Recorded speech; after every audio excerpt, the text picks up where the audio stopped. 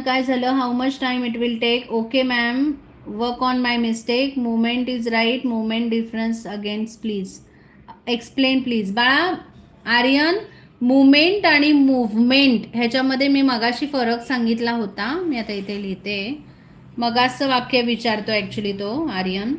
Movement म्हणजे हालचाल किंवा एक चळवळ असं होतं त्याचा आन्सर. आणि मुवमेंट म्हणजे क्षण.